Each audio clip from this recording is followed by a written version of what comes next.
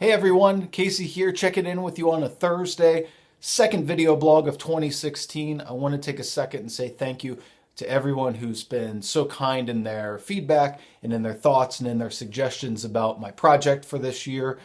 Making some changes already, for example, setting up a YouTube channel, turning my camera to landscape mode instead of portrait mode, all great suggestions. I hope that the quality of my video improves along with the content of it as well. On Monday, I introduced the idea of a New Year Better Me mentality as opposed to the New Year New Me. If you haven't checked it out, just a quick recap.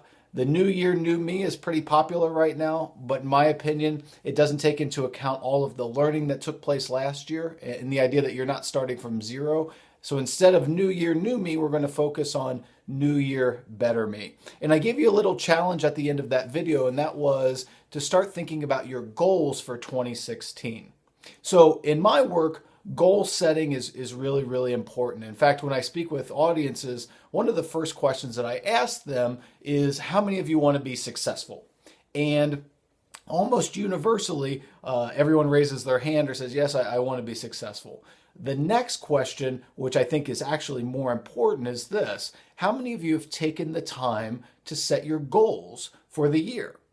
Now, that's a little bit more of a mixed response. Some are really good about setting goals, and some have said, no, I haven't really even thought about it. So here's my challenge, and this is something that I think that we all should do, is set up goals that will provide momentum for us to reach bigger and better things for the year. So I want you to think about three types of goals moving forward. One is the 1 month goal, one is the 1 semester or 6 month goal, and the other one is the 1 year goal. So what do goals do? Well, goals give us the opportunity that at the end of the day, at the end of the process, we're able to say yes or no. Did we accomplish them or not?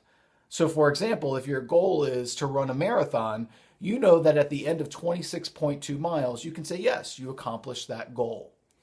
If your goal is simply to run, it becomes much more difficult to determine whether or not you've reached that goal or not. If you run from here to the end of the block, is that accomplishing your goal? Maybe, but it's probably not really what you want to do. So I asked you on Monday to think of two types of goals, something that you want to add and something that you want to take away. And that's really important from my opinion in terms of setting yourself up to be successful in this year.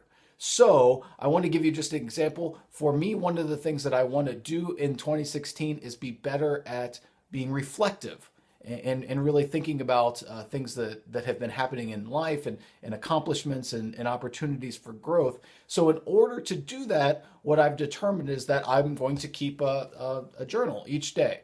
And I'm going to take the opportunity, whether it's a line or a paragraph or a couple of pages, to be reflective, not only necessarily about that day, but in my thoughts and in my processes for the year. So every day, what I've been doing is at the end of the day, typically at night, I will check in with myself and just jot a couple of lines reflecting on something that happened during that day, something that's on my mind that I want to kind of keep in the forefront. And then the next day, I start by looking back at that and reviewing it. So just something that I'm taking on. So what I'm going to do for myself is say my goal is to be more reflective. And in order to do so, I'm going to check in every day with my journaling. So then at the end of a month, I'm going to be able to look back and say, did I do this every day? Okay, cool. If the answer is yes, I did it every day, then how has that helped me in my goal, my larger goal of being more reflective? And I'm going to be able to do that again at 6 months. And again, December 31st, 2016, say, did I accomplish that goal of the year? And then how has it helped me grow?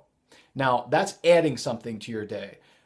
I want you to think about the idea of subtracting something as well. And there's a lot of things that we can subtract from our lives that are going to make us healthier, happier, better people overall. So if it's maybe a relationship that is hurting you in some way, that's bringing you down. Maybe it's a habit that you've taken on that you need to improve. Maybe it's something as simple as adding sugar to your cereal in the morning. There's something that you have taken on in the past that you can now subtract in 2016 that are going to get you closer to achieving your goals, closer to being the best you that you can be. Remember the goal, New Year, better me, not new year, new me, new year, better me.